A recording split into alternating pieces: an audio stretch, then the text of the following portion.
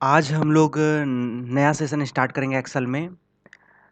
जो actually Excel में हम लोग उस तरह के चीज़ों को डिस्कस कर रहे हैं जो एज ए डेटा एनालिस्ट और as a business analyst job के लिए आपको जब भी आप कहीं एज ए डेटा एनालिस्ट किसी ऑर्गेनाइजेशन में काम करेंगे तो जो उसका यूज़ होता है एक्सेल का, उसके लिए हम लोग ये एक्सेल की सीरीज चला रहे हैं। तो उसके लिए जो एक्सेल का आज हम लोग जो नया सेशन स्टार्ट करेंगे उसमें हम लोग आपका जो आपका ये इसके एक्सेल से रिलेटेड जैसे कि आपका जो रेफरेंस सेल होती है, सेल से रिलेटेड इश्यूज होते हैं और फार्मूला होता है, कैसे वर्क करता है सेल पे, इसके बारे में देखेंगे। तो एक्सेल का अब हम लोग धीरे धीरे कर कर वन बाई वन वीडियो करके कंप्लीट कर रहे हैं। तो जिसने भी इसके पिछला वीडियो नहीं देखा है, जिसको बेसिक कॉन्सेप्ट नहीं मालूम है, तो इसके लिए वो पिछला वीडियो देख सकता है। और जो भी अगर आप एज ए डेटा एनालिस्ट और as a business analyst job के लिए अपने आप को प्रिपेयर कर रहे हैं या उसके लिए अगर आप जॉब प्रोफाइल में अपना कैरियर बनाना चाह रहे हैं तो ये एक्सेल वीडियो आपके काम आएगा। और ये आपके लिए आपके जो इसको बाद में ये वीडियो को हम एक प्लेलिस्ट में रख देंगे। तो ये प्लेलिस्ट आपको उसके लिए भी काम आएगी, क्योंकि आप वन बाई वन वीडियो कर कर अगर आप देखकर कंप्लीट करेंगे तो आपका सारा बेसिक कॉन्सेप्ट क्लियर होगा और इंटरव्यू में किस तरह के क्वेश्चन अराइज होते हैं उस वो भी कॉन्सेप्ट आपका क्लियर होगा।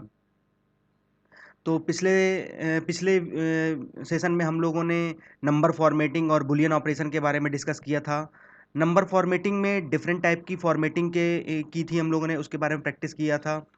जैसे कि नंबर फॉर्मेटिंग में क्या क्या चीज़ें होती हैं, कैसे कैसे फॉर्मेटिंग करते हैं, करेंसी को लेकर, अकाउंटिंग को लेकर, ये सब हम लोगों ने डिस्कस किया था। और आज हम लोग नया सेशन स्टार्ट करते हैं, तो इसके लिए सबसे पहले हम लोग एक एक्सेल फाइल क्रिएट कर लेते हैं।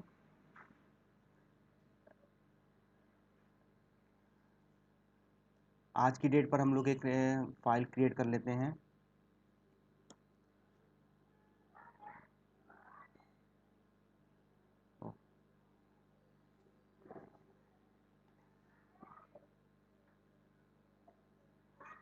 हम इसको रीनेम कर देते हैं।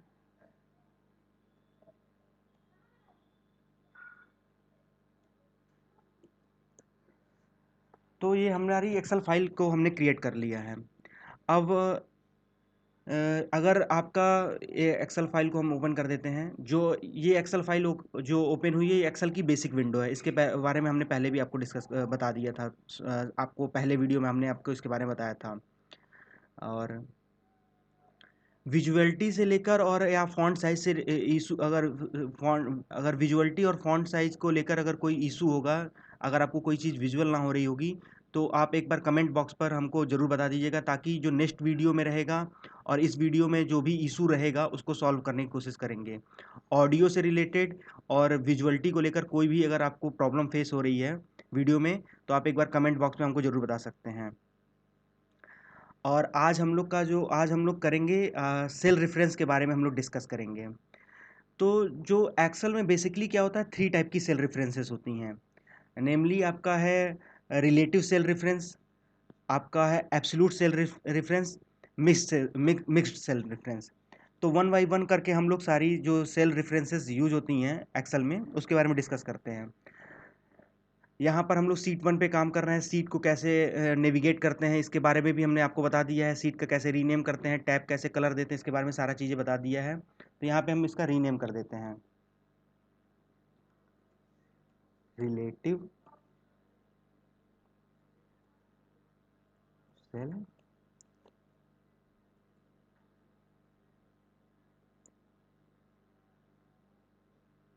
रेफरेंस। तो यहाँ पर जो रिलेटिव सेल रेफरेंस के नाम से हमने एक यहाँ पर सीट का रीनेम कर दिया है। यहाँ पर एक हम डेटा ले लेते हैं, पहले से हमने एक क्रिएट कर रखा है।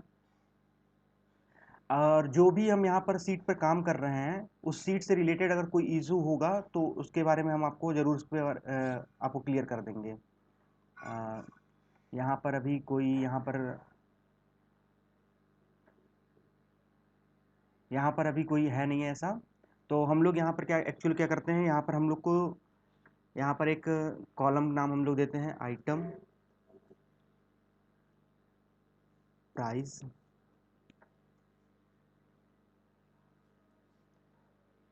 क्वांटिटी,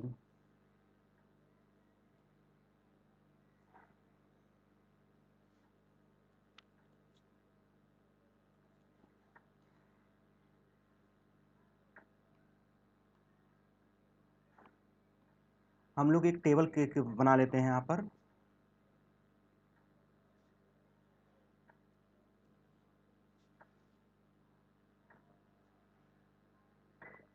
हम लोग ऑटोफिल फंक्शन का यूज करेंगे।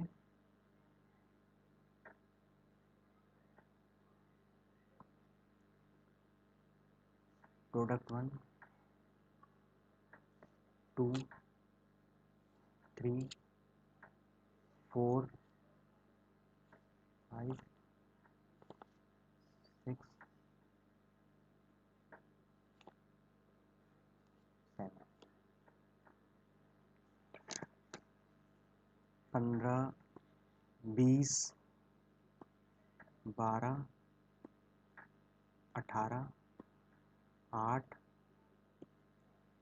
10, 20। इसी तरह हम क्वांटिटी में भी अपने एक टेबल बना लेते हैं। जो हम लोग को ये जो रिलेटिव सेल रेफरेंस है इसके बारे में ज़्यादा अंडरस्टैंडिंग होगी। इस टेबल को अगर हम लोग क्रिएट कर लेते हैं तो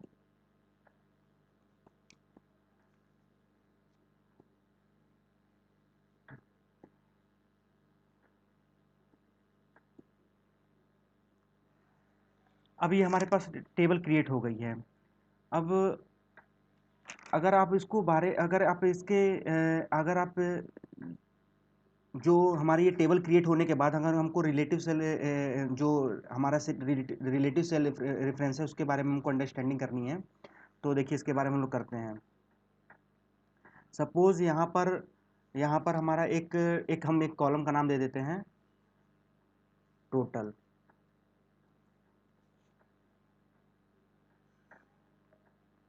इसकी साइज इंक्रीज कर देते हैं।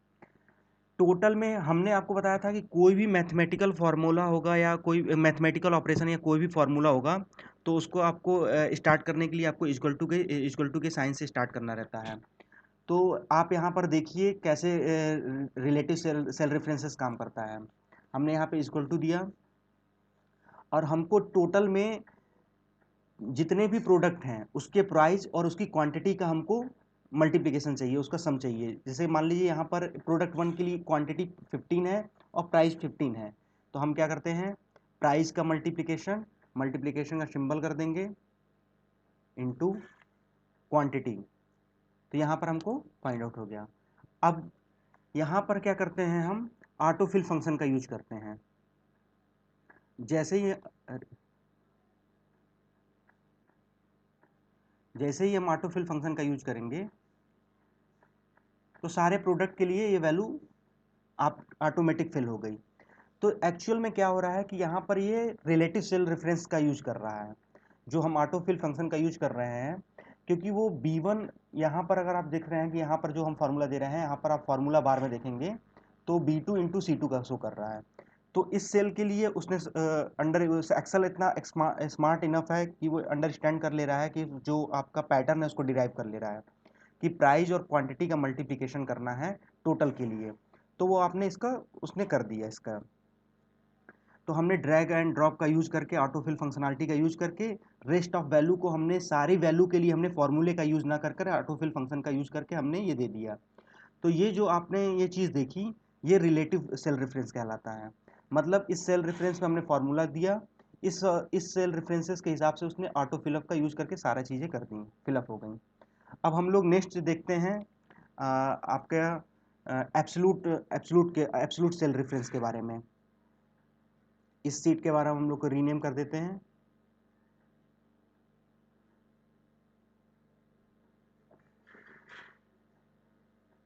ल्यूट सेल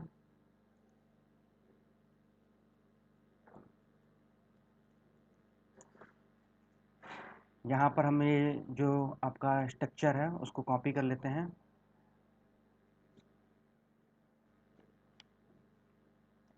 और यहाँ पर हम पेस्ट कर देते हैं।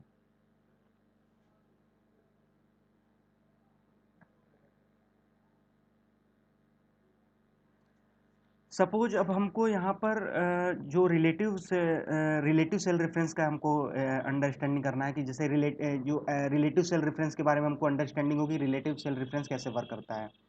और अब यहाँ पर हम लोग इसके बारे में एब्सोल्यूट सेल रेफरेंस के बारे में समझते हैं कि एब्सोल्यूट सेल रेफरेंस में क्या होता है। सपोज 20% एक हम कॉलम क्रिएट कर लेते हैं आपका कमीशन का।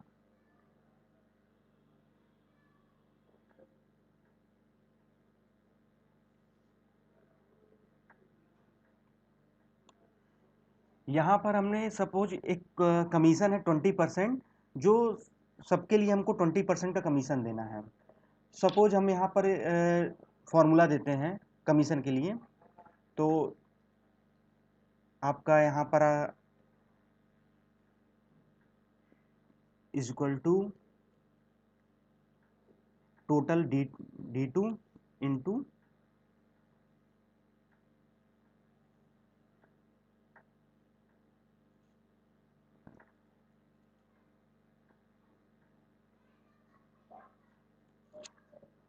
$45। अब सपोज हम यहाँ पर ऑटोफिल फंक्शन का यूज करते हैं जैसे पहले करते थे, तो देखते हैं आउटपुट क्या मिलता है। जैसे हमने यहाँ पर ऑटोफिल फंक्शन का यूज किया तो यहाँ पर वैल्यू 0 आ गई। एक्चुअल में क्या होता है, यहाँ पर क्या हो रहा है कि हमारी यहाँ पर क्या है कि हर प्रोडक्ट की जो प्राइस है वो डिफरेंट है, क्वांटिटी है डिफरेंट है। तो आपका क्या हो रहा है कि यहाँ पर रिक्वायरमेंट हमारी डिफरेंट हो रही है।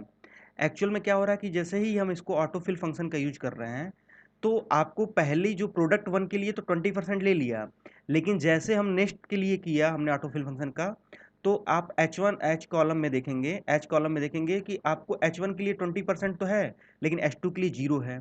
तो इसीलिए वो 0 कर दे रहा है, क्योंकि यहाँ पर वो कोई वैल्यू नहीं है तो इसको नहीं ले रहा है। तो ये जो प्रॉब्लम अराइज हो रही है, ये जो प्रॉब्लम क्रिएट हो रही है, इसको कैसे सॉल्व करेंगे। क्योंकि जो अगर आप एक्सेल में अगर आप एक्सपेक्ट कर रहे थे कि यहाँ पर कुछ वैल्यू आनी चाहिए, अगर आप हम यहाँ पर 400 में अगर हम 20% का कुछ कमीशन दे रहे हैं तो कोई वैल्यू आप आ रही आनी चाहिए, आप भी एक्सपेक्ट कर रहे थे। जैसे हमने रिलेटिव सेल रेफरेंस में यूज किया था वैसा हमने किया तो यहाँ पर 0 आ गई वैल्यू। क्योंकि देखिए रिलेटिव सेल रेफरेंस में क्या था, हर जगह वैल्यू थी। यहाँ पर जैसे ही हमने 20% दिया तो प्रोडक्ट 1 के लिए आ गया, लेकिन प्रोडक्ट 7 के लिए नहीं आया। तो अब इस एरर को कैसे कर सकते हैं, डिलीट करना है डिलीट कर सकते हैं। तो जो ये प्रॉब्लम आई है इसको हम कैसे डिबग कर सकते हैं। और ये आपको क्वेश्चन आपको इंटरव्यू में इससे रिलेटेड मैक्सिमम चीज़ें पूछा जाता है। तो इस प्रॉब्लम को कैसे फिक्स करना है, इसके लिए देखिए कि जो ये 20% है, इस वैल्यू को जो ये कमीशन है 20%, इसको हमको सबके लिए फिक्स करना है। तो इसके लिए फिक्स करने के लिए क्या होता है कि हम इसका भी यूज करते हैं कि आप एक कॉन्सेप्ट को आप मतलब यहाँ पर एक अंडरस्टैंड कर लीजिए। बहुत ही इंपॉर्टेंट चीज़ है कि एक्सेल में कोई भी सेल आपको आपकी टू वैल्यू को वो कंटेन करती है या इंडिकेट करती है। सपोज हम यहाँ पर हैं, एक्सेल की इस सेल पर हैं, तो एक्सेल की इस सेल पर क्या हो रहा है कि टू चीज़ें हमको मिल रही हैं। यहाँ पर जो शो हो रहा है G3, तो G यहाँ पर शो कर रहा है कॉलम, 3 शो कर रहा है रो। तो एक्सेल की कोई भी जो सेल होती है वो दो चीज़ों को हमेशा इंडिकेट करती है। एक होता है आपके कॉलम को इंडिकेट करती है, एक रो नंबर को इंडिकेट करती है। तो अगर अब हमको इस जो कॉलम को है इस रो को है फिक्स करना है तो कैसे यूज करेंगे। एक्चुअल में क्या होता है कि जो हम लोग फॉर्मूला देते हैं, तो जो इजी फॉर्मूला होता है या डेली बेसिस पे प्रैक्टिस होता है यहाँ पर कर सकते हैं। लेकिन आपको मोस्ट टाइम क्या होगा, आपको फॉर्मूला बार में ही आपको देना पड़ेगा। तो किसी भी कॉलम और या रो को फिक्स करने के लिए हमको एस सिंबल का जो डॉलर सिंबल का यूज करना पड़ता है। तो सपोज हम यहाँ पर कमीशन निकाल रहे थे, तो यहाँ पर हमको जो यहाँ पर है ई है आपका, ई कॉलम हमारी फिक्स रहनी है। तो हमको कमीशन निकालने के लिए यहाँ पर हम करते हैं, ई है हमारा यहाँ पर आपका फिक्स रहना है। तो नहीं, हम इस टोटल पर हम जो हमारी टोटल वैल्यू है 225 है, 400 है, 216 है, इस पे हमको 20% का कमीशन निकालना है। तो हमारा क्या हो गया D2। तो जो D अब यहाँ पे D2 है, तो यहाँ पे दो चीजें शो हो रही हैं। D आपका क्या है, कॉलम है, और आपका 2 क्या है, रो नंबर है। तो हमको यहाँ पर क्या है कि हमको इसी कॉलम में निकालना, हमको कॉलम तो हमारी शिफ्ट करनी नहीं है। तो जिस भी चीज को आपको फिक्स करना रहता है उसके पहले आपको डॉलर का सिंबल लगा देना रहता है। तो हम इसके पहले लगा देते हैं मल्टीप्लाई।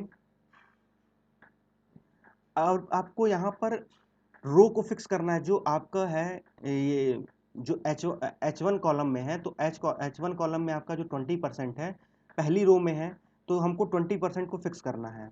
तो सपोज हम यहाँ पे इस रो को फिक्स करना चाहते हैं, तो इस पर जाते हैं, H1 आ गए, और पहली रो को हम फिक्स करना चाह रहे हैं, तो हम रो को फिक्स कर देते हैं।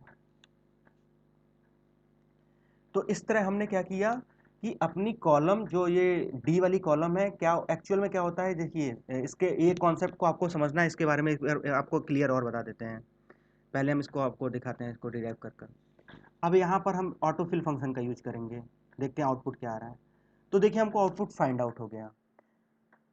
तो ये कैसे वर्क करता है, ये जो एब्सोल्यूट सेल रेफरेंस है वो कैसे वर्क करता है। सपोज यहाँ पर ये है 20%। अब यहाँ पर जो ये है S3 है, H आपकी कॉलम है, 3 आपका रो नंबर है।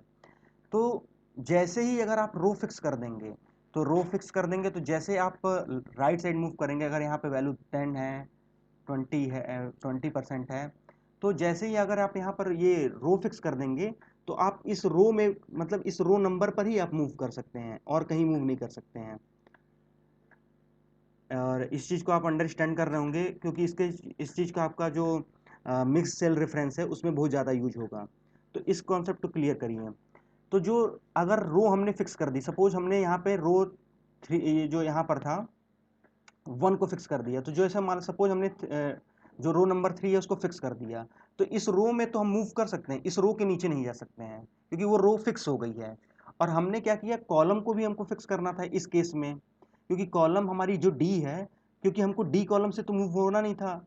जो टोटल वैल्यू है, जो प्राइस और क्वांटिटी का जो मल्टीप्लिकेशन है, वो हमारा टोटल आया है।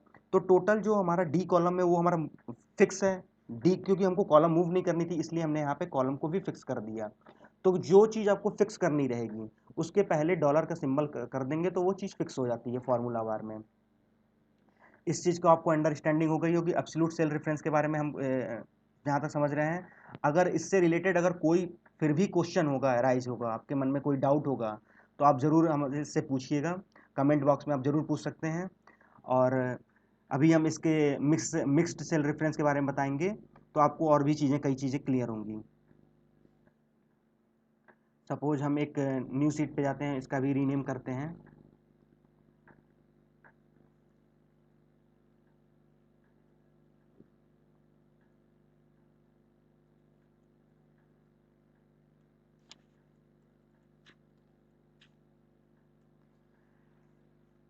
हम इसको कॉपी कर लेते हैं। हमने कॉपी करने का तरीका बताया था कि कंट्रोल शिफ्ट डाउन एरो, आपको इतनी वैल्यू चाहिए थी तो आपको इस तरह कर सकते हैं, फिर control A, control control shift down arrow,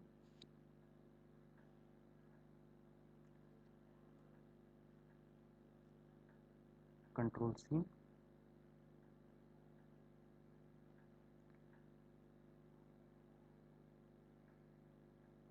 हम इसकी साइज को इंक्रीज कर देते हैं। तो हमने पिछली बार में हम लोगों ने रिलेटिव सेल रेफरेंस देख लिया, एब्सोल्यूट सेल रेफरेंस देख लिया। अब मिक्स्ड सेल रेफरेंस देखते हैं। तो यहाँ पर हम लोग एक कॉलम को और क्रिएट कर लेते हैं।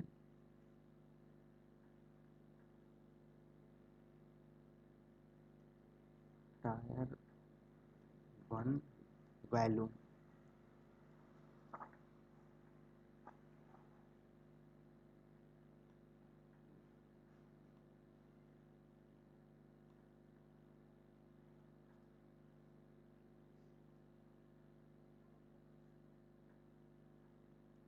इस तरह हमें यहाँ पर 3 कॉलम को हमने और क्रिएट बना लिया, कॉलम नेम दे दिया इसका। अब हम मिक्स सेल रेफरेंस के बारे में देखते हैं। तो सपोज हमारा यहाँ पर कोई वैल्यू है T1 T2 आपका यहाँ पर है T1 T2 T3 और इसके लिए कमीशन है आपका 10%, 15%, 20%।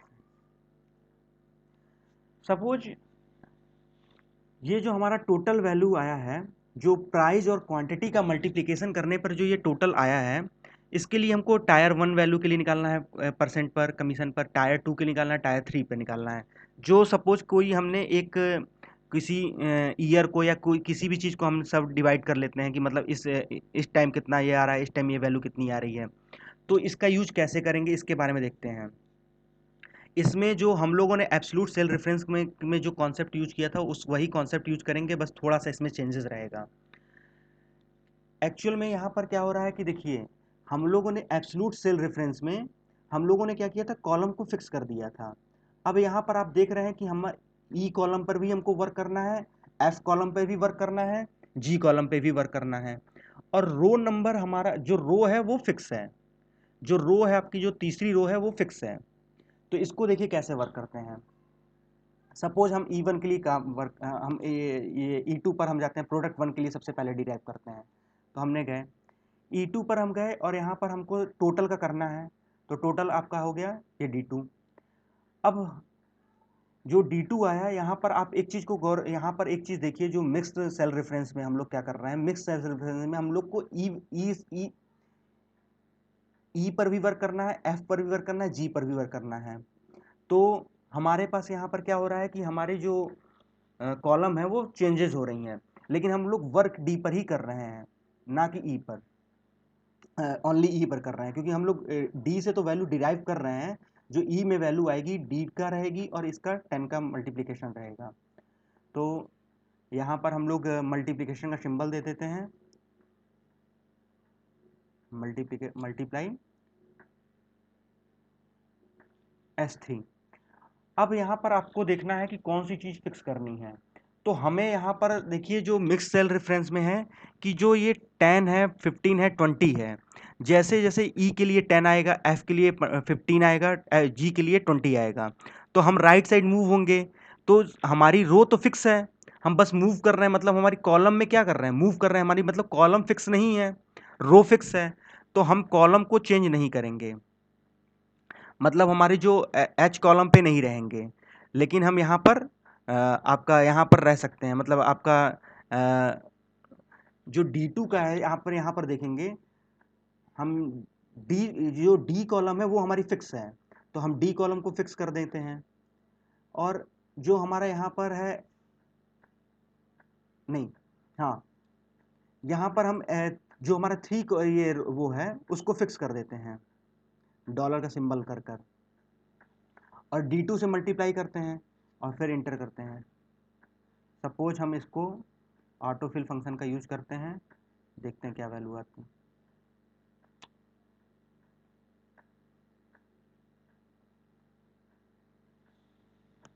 तो यहाँ पर हमने देखिए, यहाँ पर हम लोगों ने क्या किया कि हमारा जो यहाँ पर कॉलम है हमारी वो फिक्स है, क्योंकि नहीं, कॉलम हमारी मूव हो रही है लेकिन रो नंबर हमारा फिक्स था। तो हम लोगों ने मिक्स्ड जो सेल रेफरेंस में क्या किया कि जो हमने अपने रो को तो फिक्स कर लिया, लेकिन हमारी कॉलम क्या हो रही है, बार बार चेंज हो रही है। हम लोग एच पे भी जाएंगे, आई पे भी जाएंगे, जे पे भी जा रहे हैं। तो इसलिए हमारा यहाँ पर क्या हुआ कि हमने यहाँ पर अपनी कॉलम को फिक्स नहीं किया यहाँ पे, इसीलिए हमने डॉलर का सिंबल नहीं किया। तो इस चीज़ को आप जब भी सेल रेफरेंस का करेंगे, वर्क करेंगे, जैसे कि ऑटोफिल फंक्शन का यूज कर, हमेशा अगर आप सोच रहे हैं कि ऑटोफिल फंक्शन का यूज करेंगे तो दिक्कत होगा, क्योंकि देखिए रिलेटिव सेल रेफरेंस में आपका क्या था कि जैसे हमने टोटल के लिए किया, मैथमेटिकल ऑपरेशन के लिए किया, तो एक्सेल तो स्मार्ट इनफ है कि वो डिराइव कर लिया उसने, आपको पैटर्न को फाइंड आउट कर लिया। लेकिन मिक्स सेल रेफरेंस में जैसे ही हमने ऑटोफिल फंक्शन का यूज किया था, तो 20% के नीचे कोई वैल्यू नहीं थी एच कॉलम में, तो उसने सबके लिए 0 0 वैल्यू दे दिया था। तो यहाँ पर हमको इस जो H1 कॉलम में है 20% को फिक्स करना था, इसीलिए हमने यहाँ पर कॉलम को भी फिक्स किया और रो नंबर को भी फिक्स किया, तो हम कहीं मूव नहीं हुए। क्योंकि यहाँ पर सपोज रो नंबर यहाँ पर मान लीजिए H पर H3 पे हम वैल्यू लेते, तो 20% तो यहाँ पे फिक्स है, H कॉलम है। लेकिन अगर हम यहाँ पर जैसे मूव करते तो हमारी रो नंबर चेंज हो जाती, लेकिन हमको चेंज नहीं करना था, हमको 20% को यहाँ फिक्स करना था। इसीलिए हमने यहाँ पर क्या किया था, कॉलम को भी फिक्स किया, रो को भी फिक्स किया। जो हमारे कॉलम थी वो भी फिक्स हो गई और आपका रो नंबर भी फिक्स हो गया। अब इस केस में हम लोग का जो मिक्स्ड सेल रेफरेंस है, मिक्स्ड सेल रेफरेंस में हमने क्या किया कि देखिए जो हमारा जो कॉलम है हम उसको तो उस पर तो मूव कर रहे हैं, और इस पे हम लोग मतलब ये रो नंबर पे हम लोग मूव नहीं कर रहे हैं, तो इसीलिए हमने रो नंबर को फिक्स कर दिया और कॉलम पे हम लोग मूव कर रहे हैं। तो इस तरह हम लोगों ने तीनों चीज़ का जो एक्सेल में यूज होता है, जितने भी तीनों तरह के सेल रेफरेंसेस, उसके बारे में हम लोगों ने डिस्कस किया। अगर इससे रिलेटेड सेल रेफरेंसेस से रिलेटेड अगर कोई भी आपके इशू होगा, तो आप कमेंट बॉक्स में ज़रूर पूछ सकते हैं। और अगर अगर आप लोग ये वीडियो पहली बार देख रहे हैं तो आप पिछला वीडियो ज़रूर देखिए, क्योंकि अब हम लोग बहुत जल्दी ही जैसे ही हम लोग वैलिडेशन वाले पार्ट पर पहुंचेंगे हमारा कंप्लीट हो जाएगा। तो maximum may be 6 to 8 video और होंगे, जिसपे हम लोग ये सारा एक्सेल का कंप्लीट कर लेंगे, जो भी डेटा एनालिस्ट और बिजनेस एनालिस्ट जॉब प्रोफाइल के लिए यूज होता है। तो अब हम लोग धीरे धीरे एक्सेल के जो डेटा एनालिस्ट और बिजनेस एनालिस्ट जॉब में यूज होता है, एक्सेल का यूज किस तरह करते हैं, उसके बारे में धीरे धीरे हम लोग एडवांस की तरफ बढ़ रहे हैं। तो जो भी लोग अगर इसको छोड़े हुए हैं वीडियो को, उसको जल्दी कंप्लीट कर लें, क्योंकि ये मैक्सिमम 6 to 8 वीडियो में कंप्लीट होगा। और हमारी कोशिश रहेगी कि हम किसी तरह आपको इसका जल्दी से जल्दी आपको प्रोवाइड करा दें वीडियो। और तब तक के लिए आज का यहाँ पर ये सेशन यहीं पर रोकते हैं। जय हिंद, वंदे मातरम।